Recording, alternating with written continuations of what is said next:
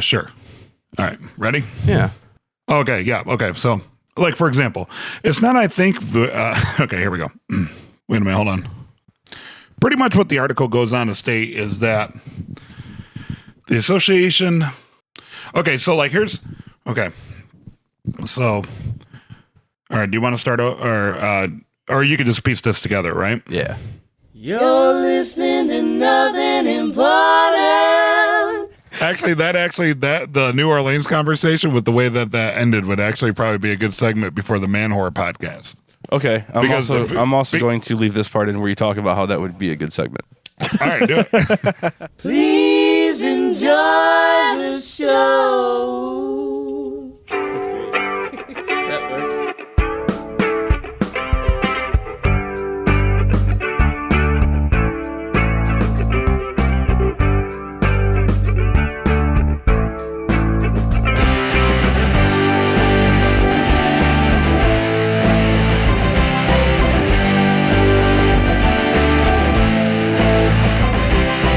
Fink, you just got back from New Orleans. I did. How was that, guy? It was an excellent trip. It's a lot different than the trip I took just a couple years ago. We went down there for a friend's wedding. I was the best man at his wedding, and our friend Travis, his wife Molly, the three of us went down a couple days early and experienced New Orleans and the French Quarter specifically. And, we had our good times. And what's the exchange rate on that? What's that? The exchange rate? What's the exchange rate on a French Quarter? A French Quarter is about 3 wet asses. Well, that's what you get for kidnapping once. Shame on me. Oh, yeah. Which, in my head, it was a good joke. When I said it, I totally botched it. And I don't care. Fool me once, kidnap you. No, because it was supposed to be kidnap me once, whatever it was.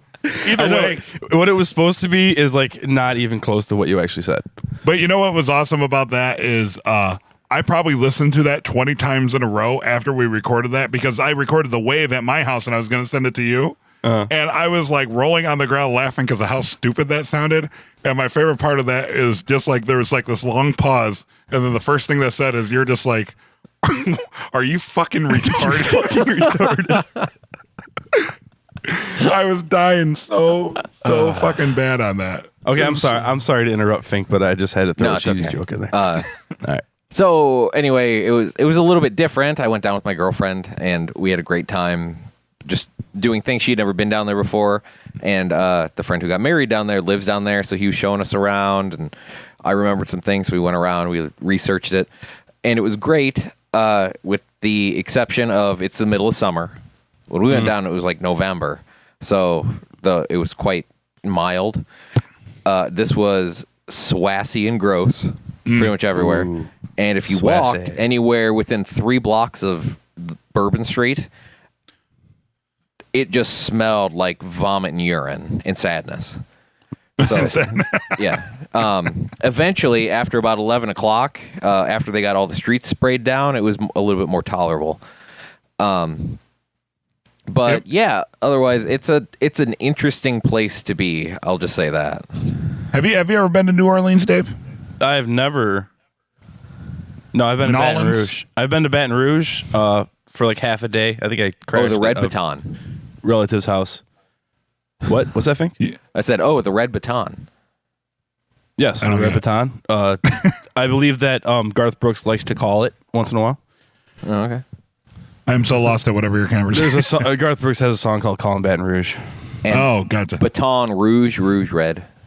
Yes. Oh, gotcha. See, those are those jokes I was talking about that go over my head. See, it's like the Moulin Rouge is the Red House. This is why even Epic Lloyd thinks I'm retarded.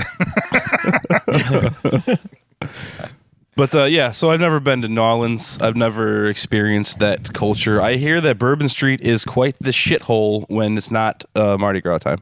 Well, that's the thing. I was just going to ask Fink, because I was there like 15 years ago, so that was before Hurricane Katrina, and then when I was there, it wasn't during Mardi Gras. It was just during a normal fucking day of the week, and even then, it was just kind of like, I remember it just like you could feel the grossness, right? Like That's how I essentially felt what it like. is. You walk within, like, you walk up to Bourbon Street, and it's Bourbon Street's just a regular freeze street. On the Skype. Compared to the other streets in the French Quarter. There That are is only an about awesome pose that two he has, cars too. that Yeah, are side I by don't side understand how wide. you and I It's a keep one-way going fluid, street. but like Jeff. Oh, Oh, he's back hello. on now. All right. You froze and we were talking shit about you. Oh, yeah. sweet. Bourbon Street is just like any other street that's down there in the old French Quarter. It's brick. There's just sidewalk and then straight building. It's maybe 2 cars side by side wide, so you can park, and then it's all one-way street. But Bourbon Street, for whatever reason, is the place where people go. Probably because the very first store that you walk on from Canal Street, the main thoroughfare, is a Larry Flint porn store. So it classes itself up right away, and then Right. you just go. And my girlfriend had never been there before. I was there when we were with the wedding, and when you were with, we were full of libations previously. So it seemed to fit in, but we were moderately sober when we went there this time. And maybe it's because I'm older or whatever. I could only stand to be there like 20 minutes because we stepped foot on the street from a side street, and there was already a guy throwing up, and there was 2 guys who were holding up another one of their friends because he couldn't even keep his head up. And it wasn't packed, but that's just what that street does to people. And I don't understand it. I don't know why. But it also smells like vomit and urine and sadness. And I'm pretty sure when you're down there, they make more money on shitty novelty drink cups and like Yep. two color screen print shirts. And Than they beads that even do people in are going to alcohol. throw away into the gutter because they Right. think that they're going to buy thousands of beads at the shops before you get to Bourbon Street, which they do. And like the big ones that are like the size of bowling balls because because that makes sense to do if you're going to be Right, walking yeah. around on the street. That's for the Yeah, big they boobs. probably waste more money on that chintzy bullshit than anything else in New Orleans. But I've always loved the idea that that even the most rational woman under the right circumstances will show her tits for a pair of 2-cent beads. That's always that's always been a you don't beautiful watch- thing to me. And You it's don't the watch middle of always. summer. Go ahead. What'd you say? I would say you don't watch Always Sunny in Philadelphia, right, Brian? No. You don't watch it. I've 'Cause never they seen have They have an episode. You've seen it, right, Fink? Yes. Okay, the episode where they Charlie goes America all over everybody's ass. Uh-huh. And it's all about Flag and freedoms. Eagle. So they're getting girls in the bar to show their boobs for T-shirt, and then like one of the guys is like, "Well, we need the wild girls," and the other guy's like, "No, we don't want wild girls. We want normal girls going wild." Right. Because there is Exactly. totally a difference. Yeah, no, that's a fault. Man, I got to watch this show. Everybody talks about it. It's good. It's a good show. Always Sunny. But even no, in the that- middle of the summertime, when it's the off season, there's really no tourism in New Orleans. It was still happening. There were still people getting beads thrown at them because they were throwing tits out. But the favorite thing that I brought back that I had not experienced before was they Herpes. have school buses that are painted like black and blue neon colors and things like that are for a drunk bus, essentially. You get on it and they'll take you to a hotel or they pick you up from the hotel or whatever. But what they are is filled with black lights. They pump bassy music so loud that you can hear it from, honestly, 3 blocks away. And I guess the new thing is they have girls that just put their asses in the windows and shake them out of the windows so you can see it. And there's a girl who stands on the entrance to the bus while it's driving. They open the door, and I mean, it's driving 30 miles an hour down the road, and she's just shaking her ass to the music to try to entice you to get on their drunk party bus. That to Twerk me it, was dude. amazing. Twerk That it. is so awesome. I did not see one person actually get on or off of one of those buses. We just saw them drive around. Do you really need to? You already saw the good part. Yeah, I was Yeah, I gonna mean, say, because the- you walk inside, the party's all you're already going to see is happening. a bunch of people like from the opposite, like like you see their ass if you're on the outside looking in, but like if you're actually in the bus, then you just see like a woman their like faces. yeah, You're right, her you face. can't see their faces. And then- Who wants to see a woman's face? Seriously. right? Yeah, like you come for the ass, right? Well, that and the music, like I said, you could honestly hear it from 3 blocks away. So I'm sure you get on and be like, yes, sir, purveyor, I would like to head to the Doubletree Hotel, please. But you have to try and say that eloquently over, which I'm pretty sure is like, impossible. Where's the earplugs? And they're like, we got ear muffs. Did they? Yeah. Yes. Did they accept like tips, or could you like slap their ass as they drove by? They accept just the tip, Brian. They accept just the tip, yeah. And then Just the tip. to Nice. slap an ass as it drove by, that would be a feat on yourself by, one, not being hit by a bus that's traveling 30 miles an hour, and then to time it to where you don't break your hand just by accidentally hitting the bus. But if- yeah, I'm sure you could do that if you wanted to. Well, if you're gonna break your hand, you might as well do it slapping ass. Right? I broke Fair I enough, broke my man. hand before in much under much less macho or awesome circumstances. So- yeah. But think of how awesome of a welt you would leave on a woman's ass if you slapped it 30 miles. Like, that would totally be worth the broken hand. Like, your handprint would be implanted in her ass. I That just would want be- to time. I want to time that jiggle. That would be Oh yeah. Oh, black yeah, and blue for weeks, months, possibly. Like, never go away. Yeah, It'd look like a But blood that's what- clot. That's what like a that's what would make it so sexy, though. How'd you get that bed sore? But- No, I just went to New Orleans, dude. Hey, it's New Orleans. All you gotta do is make it up to her. You can just throw her a couple of fair beads, and it'll be worth it for her. Yeah, that's their currency down there. So the exchange rate for the French quarter is a couple sets of beads. Like then? one 5 one sets French, of regular beads or half of a set of the ones that are bowling balls that you put all around yourself. equal one French Equal quarter. one French quarter.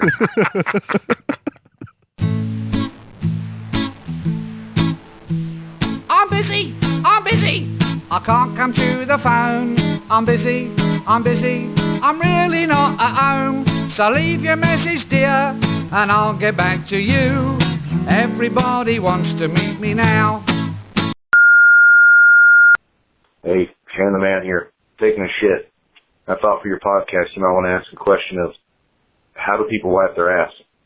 So I wipe my ass downward, then upward, downward. Of course, reaching around the back, not under through the balls, but reaching around and going down one, up one, and I wait till I get a clean one both ways, and then I'm done. But I'm not doing that rub with one big piece, you know what I'm saying? Anyhow, you might want to ask that one. Hope you hear the answers.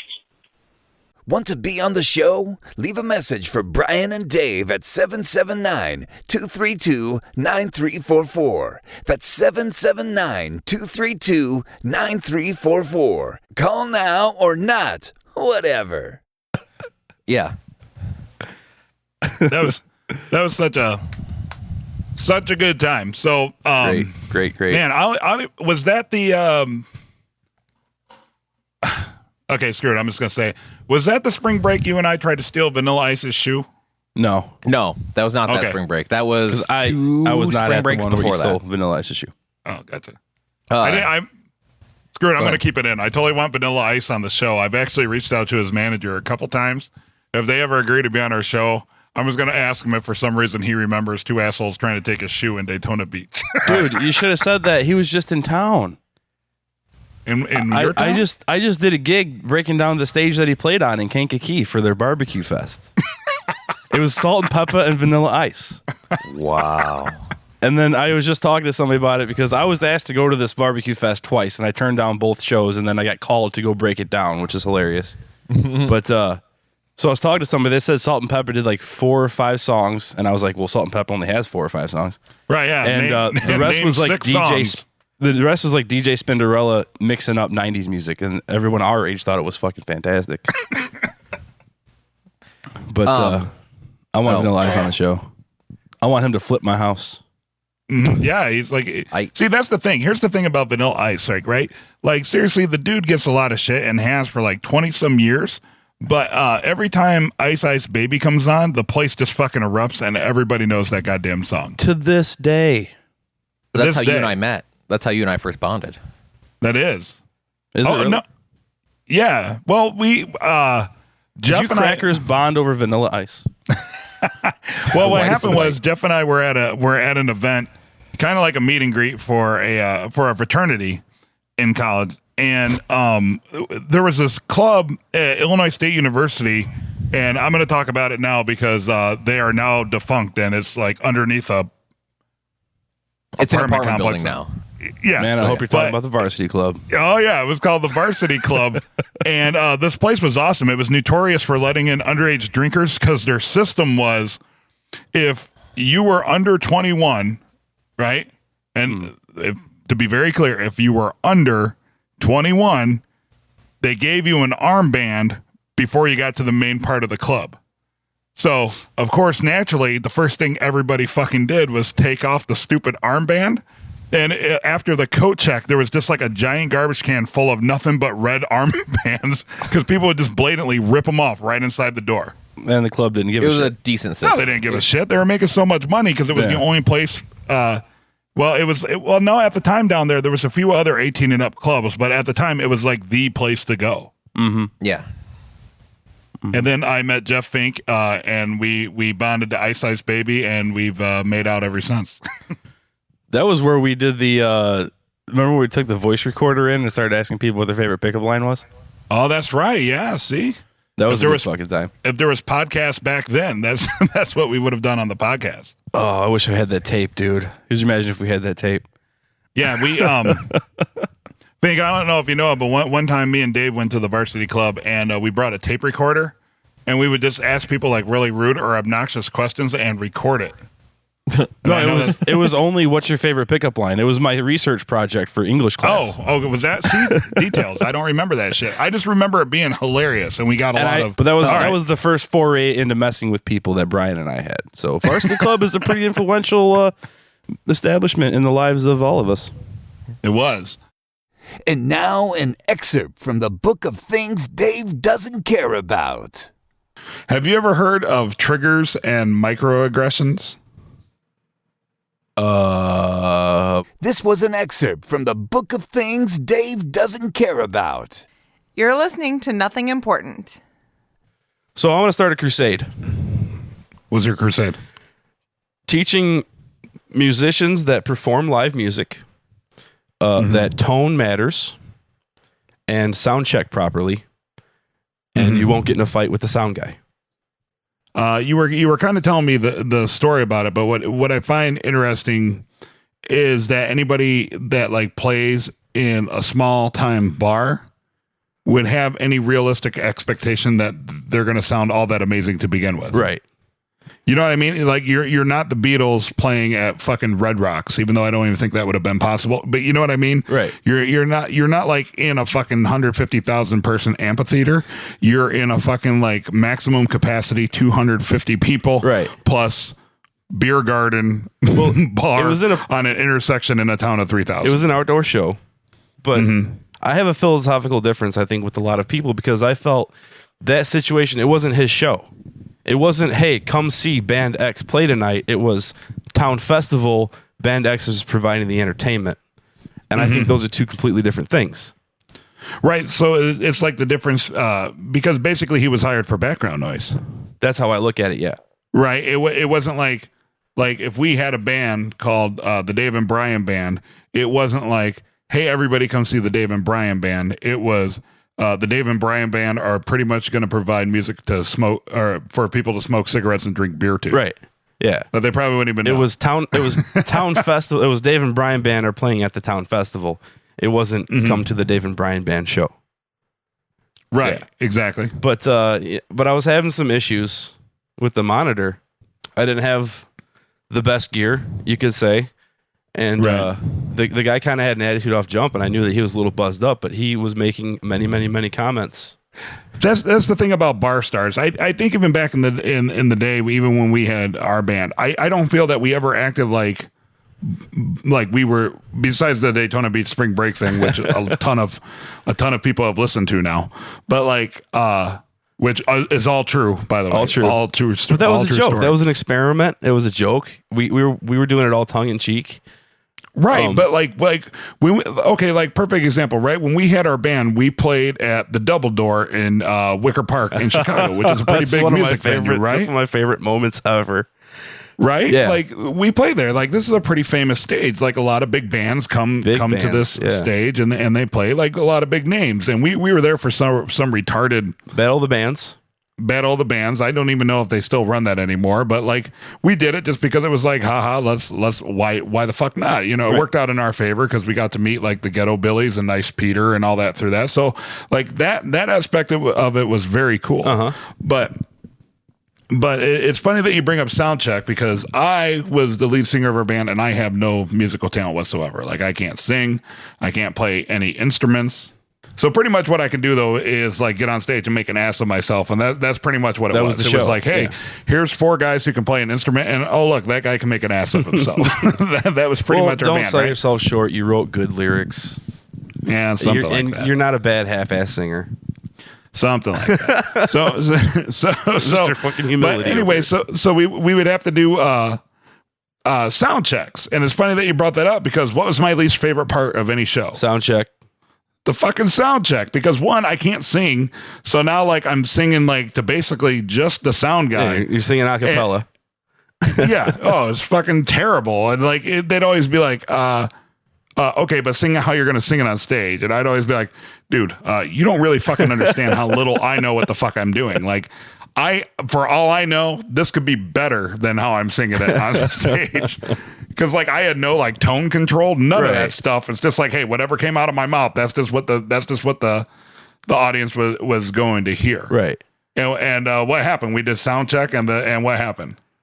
I don't know which story you're telling actually, because you might be. Did we have more than one? Because I don't even remember. This is when the guy told us we fucking. Yeah, we've sucked. already told this story on the podcast. Right, but it's relevant. Right. now. Yeah. So we're gonna tell. Right. No, that was actually So- that was at the Blue Note Lounge. Oh, okay. That was at the Blue Note Lounge. We actually won that night. Okay. The double door. So we already told that story. The sound guy said we suck and blah blah blah. But the double door story was when we were checking monitors, and this is the first time we'd ever dealt in a situation where we had a monitor guy. Oh yeah. You remember this? So Fink and I want to say Caesar were out front, and they were our sound guys. They were the ones that would check our levels when we actually played because we ran our own soundboard at our shitty little shows. And so they're out front. No, it was Matt. It was Matt Biskey from Matt Biskey in the Island City. Matt and Fink are out there, and they're checking our monitors. And Matt and Fink are out in the crowd making comments about the way it sounds. And the monitor guy just goes, "Hey, we're only checking monitors right now, so shut the fuck up," or something like that. And it just like stunned everybody. And I turned to the guy and I was like, "Look, dude," I was like, "I didn't know that, and those are our sound guys. So like, sorry for the misunderstanding." And like he had the biggest attitude. You should have been like, "Look, dude, we don't even know what the fuck we're doing, and we're not even sure how the hell we got here." That's basically what it was. I didn't even know that in-ear things were called monitors back in the day. I was like, wait, like the first time you said that we need monitors, I was like a screen for lyrics, like a monitor. It's so you I had can- no idea that's what that was So called. you can hear yourself.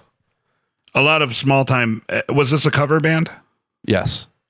Well, then who the fuck cares? Like, you know what? Like, I understand artistic integrity. If it's like, if you play nothing but originals and you have like, okay, Like we sound so like if this, you're- and we need to sound like this.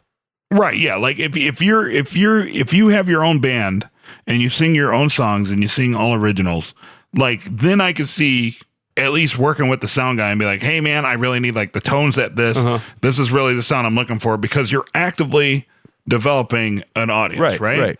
If you're a cover band, like go fuck your mother, dude. Especially if you're like a rocker, like You just the best part of the night. The dude's mother came up to me. The guy's mom came up to me and said, "You need to turn the vocals up." needs to turn the vocals up. Yeah, like I can't hear my son. You need to turn him up. Well, You're right. Fuck No, you, there's lady. the Like, look on you your know- face that I had earlier. right. Like, I ignored her. I looked at her and she said that, and I immediately just turned and I just started working on the board again. okay, so here's how I see this. Okay, so we have a friend of the show, the Two White Crew. Their lead singer, C-Note, he was on our show. He was one of the first. One of our first guests. Yeah, and we're gonna have him back, but not even as an interview, just to be a third mic sometime when we're recording up here in Chicago. Just an all around cool dude, totally a hustler. And you know, they are a cover band. They cover hip hop songs, but they play everything completely live. Like it'll sound like a track or a loop, and it's not. Right. It's Woodsy Fresh banging it out on the digital drum. I am gonna step in and say they are a tribute band. Because I do draw distinctions between cover bands and tribute bands. Well, that's like my point. Like what they do is like a fucking production, right? Yeah. Like they have dancers everywhere. They have fucking people sitting on stage. They have dance contests. They're putting on a show. Like they're putting on a show. Yeah. Like I mean, that's a fucking production. Jackass and his 3 friends who used to play in a high school band and are now playing at a small town festival, who's a cover band. Like, you know, there's so much difference in putting on a full-fledged production and then just being a band that plays the fucking music. Right. You know what I mean? Exactly. Like Two White Crew is a tribute band because they have lights and like all this crazy shit and like music and fucking like throwing shit out in the audience and like booty shake. Like they are a fucking show. You know what I mean? But like if you're just like 3 guys, you know, 2 of which happen to have guitars and a guy that borrowed a drum set from his son so he could play fucking Leonard Skinner down at the local bar, like fuck off. Yeah, like you know, you've been stamped out. There's so many bands like you. There was 4 bands like you that played that bar that weekend. Right. Well, you know? That's my point. The Two White Crew, if they were on that level, that would be like C-Note from Two White Crew, basically having an MP3 player with like the audio tracks on the background, and then him just rapping over it as if it was karaoke. Right. Like the only difference between these guys and karaoke is you don't have a shitty TV monitor from the 1980s, like scrolling the lyrics across on a blue screen. Right. You know, that's the absolute complete difference. Like cover bands are fucking bullshit. Now that's not saying that bands that do covers are bullshit, because everybody does covers. Well, you know what I mean? I'm not going to say cover bands are bullshit. I say cover bands are background music, and they're totally acceptable in that situation. But when you try to make about that cover band show, no, you're a cover band. What kind of music did this band play? Just rock covers, like every like fucking Nickelback, and like I'm sure he played Puddle of Mud and Buck Cherry, Puddle of Mud. Yeah, come on, dude, go fuck yourself, man. You're not doing anything to it. I mean, was there like costume changes? No. I mean, it's not like they had pyrotechnics or lights. You know what I mean? Like the band, they had nothing that would justify them being an asshole to you, because they don't think they sound that good. It's like, motherfucker, it's not like anybody's going to walk through the bar and be like, I'm signing them to $1 million fucking record deal because they can cover Mary Jane by Tom Petty. See, I feel that's I mean, you got to know as a cover band that's what you're for. Right. You know what I mean? You're not out to get fans. You're not practicing for a tour. You know what I mean? But like that's the thing is, a lot of these bands, I know my band was out to get fans. Like remember when we were little, or like not little, but we were younger, right? Mm-hmm. And everybody picks up a guitar and everybody could play like the first 3 chords to like Come As You Are. Smells like Teen Spirit. Yeah. Okay, bam, cover band. Like at that moment, you're officially a cover band. Now you step that shit up to like 16 Candles style or like Two White Crew, and like you're starting to put on a production and a show, right? And you're showing the original versions like some respect, where you're practicing multiple times a week, right? To like do the songs correctly. Like then you're legit. And you have the right to have an audience. But I'm sorry, just because you picked up the guitar and you can play Under the Bridge or most of Under the Bridge, you're a fucking cover band. That was the thing, because I was in a 90s cover band, and we had an angle. It was all 90s, and I was always pushing for more production. And the other guys were just kind of cool with just playing 90s covers.